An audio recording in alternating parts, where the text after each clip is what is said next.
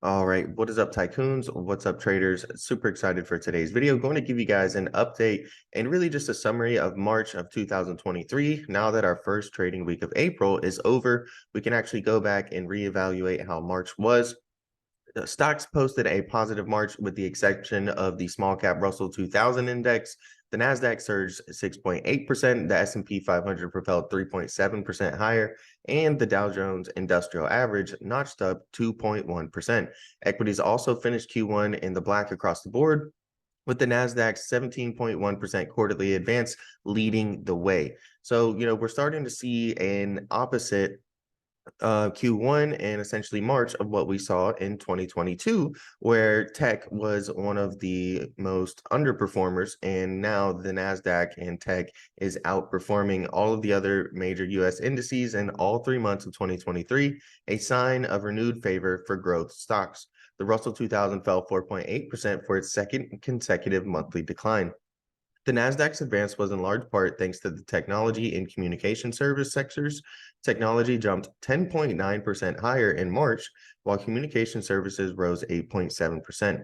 Stocks from these two sectors comprised all 10 of the S&P 500's top stocks in March.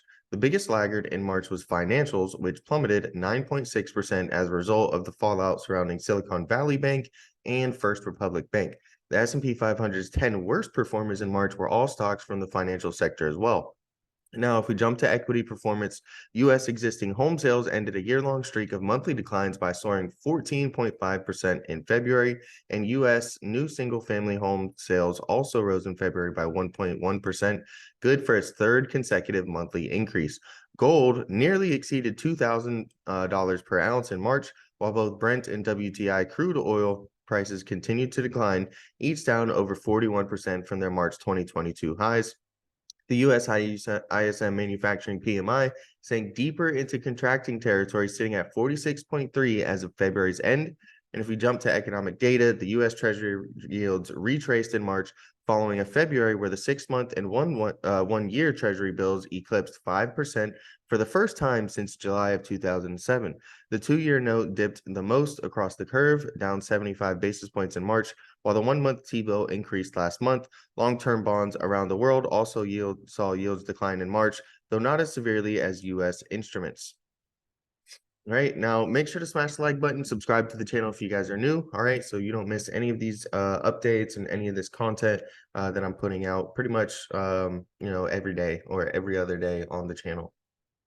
Now, this March marked 3 years since the onset of the COVID-19 pandemic. At the time, it seemed like the world was ending. The S&P 500 launched in a near free fall, plummeting over 24% in a span of 3 short weeks.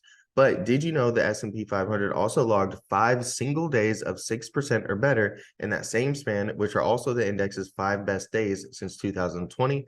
Missing them would have proved to be quite costly in retrospect. So that's what we have here on this chart. We have the S&P 500 percentage change, level percentage change, okay? You can see it's up about 24%. And if you would have missed just the 5 best days alone in the S&P 500, it would actually be down 13.47%. And then if you would have missed the 10 best days in the market, all right, then it would actually be down 30%. So this kind of just goes and shows you the value of staying invested really through the pandemic and through the current bear market.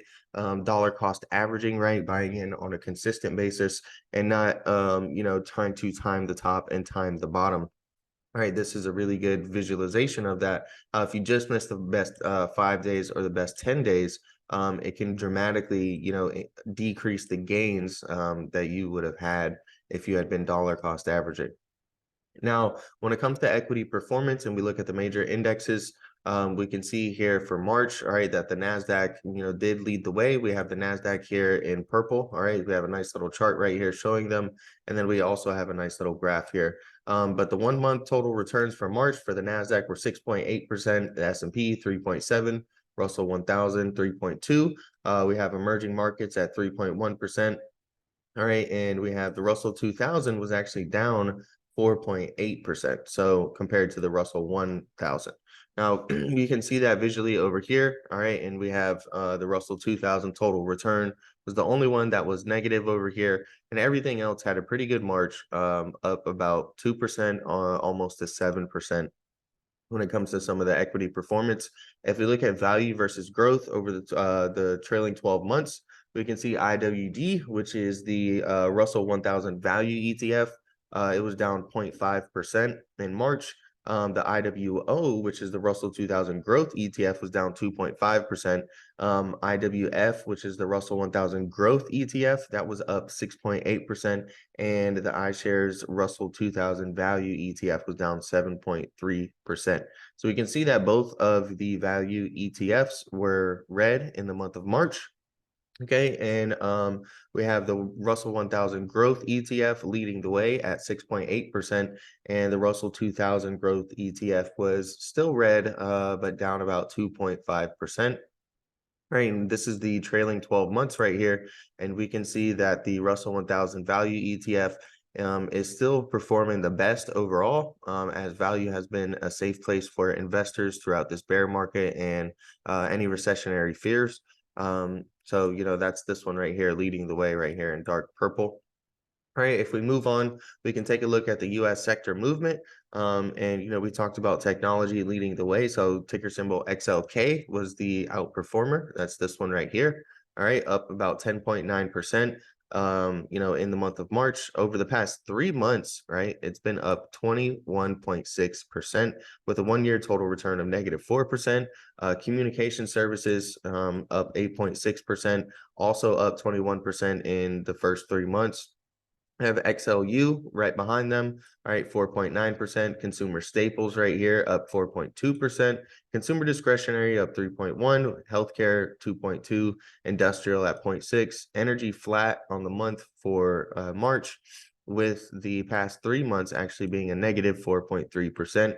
We have materials here, all right, -1%, real estate -1.5%, and the financial sector really taking a beating in the month of March, down 9.6%.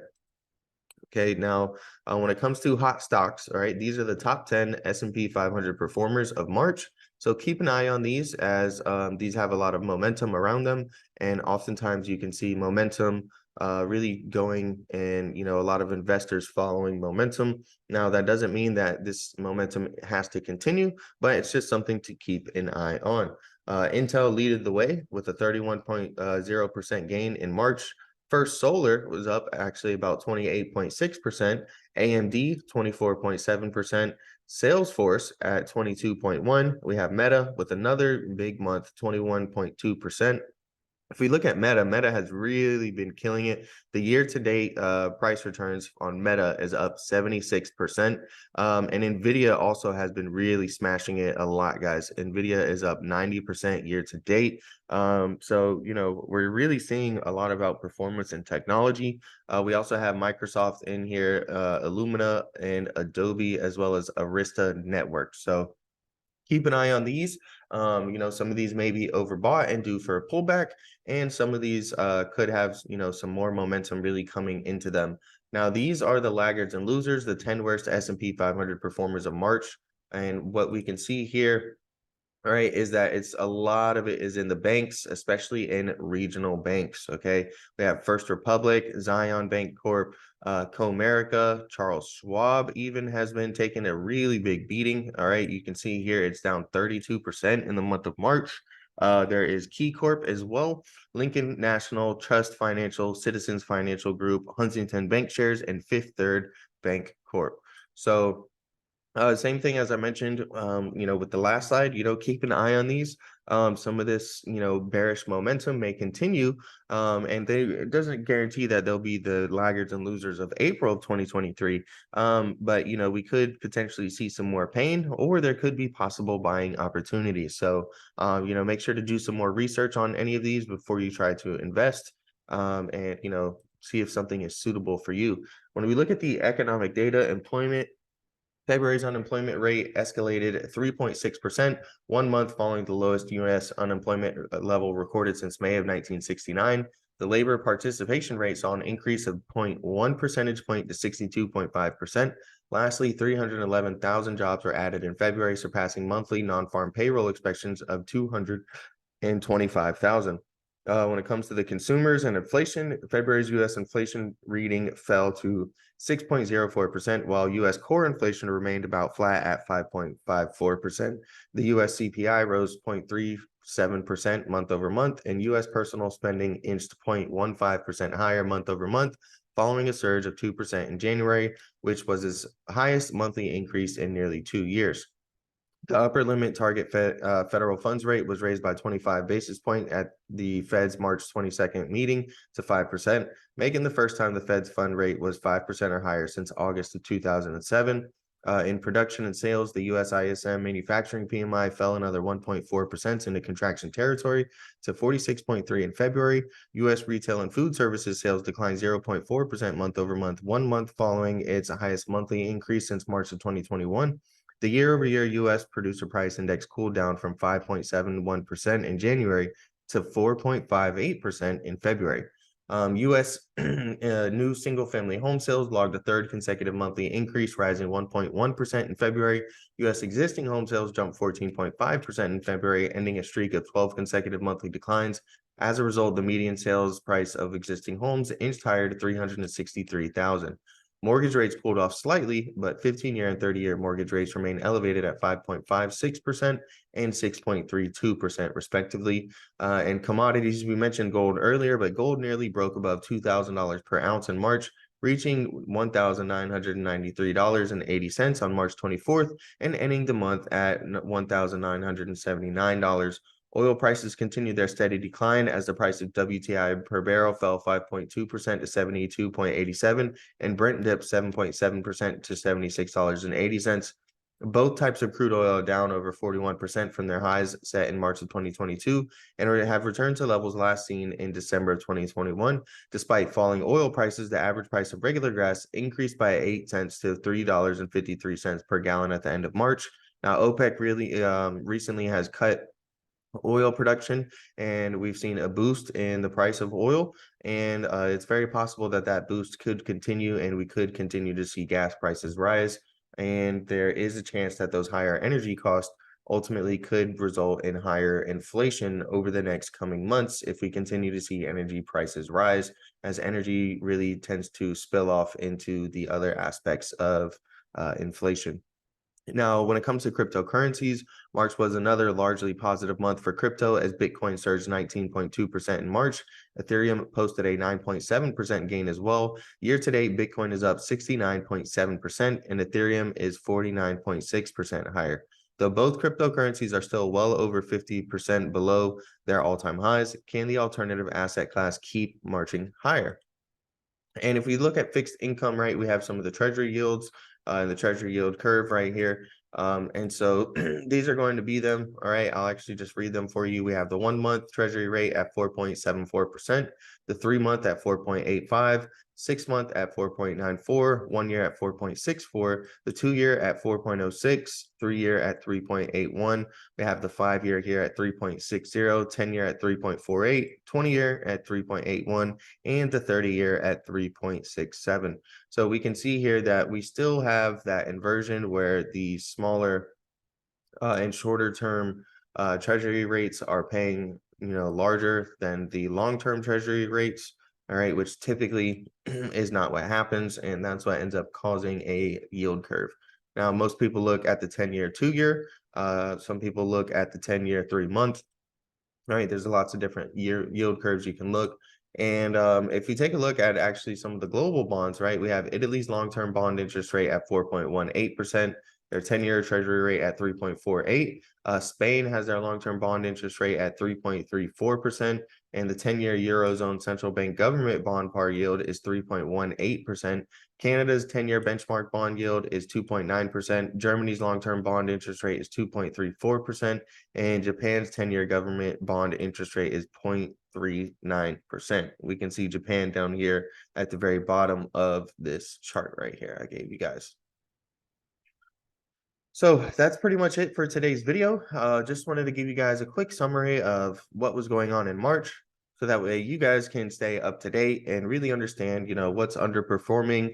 Are there any, potential opportunities there in some of the underperformers?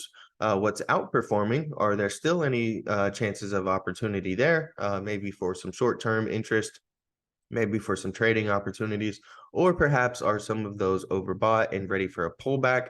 And then we also covered some of the interest rates and economic data. We've got a lot of economic data coming out. The jobs report, I believe, or the unemployment report actually just came out this morning, and we saw a nice little boost in the S&P 500 futures.